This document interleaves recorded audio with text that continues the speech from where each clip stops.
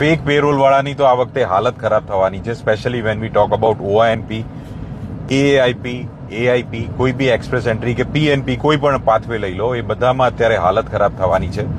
So if in case fake payrolls run કરાયો then this video is for you.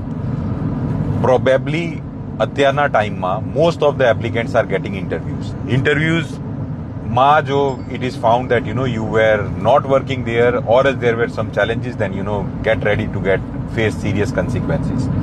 Specially જ્યારે ઓઆઈએનપીના અમુક પાથવેઝની વાત કરીએ તો it is very essential that you should be working with that employer till you get your permanent residency.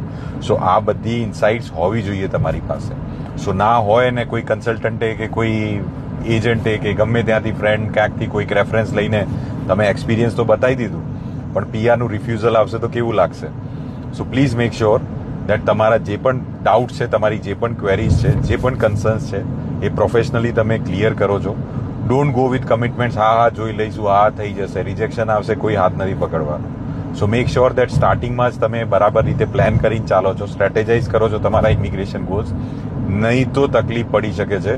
If in case you would like to evaluate your case, then feel free to book a consultation directly from the website. Thank you.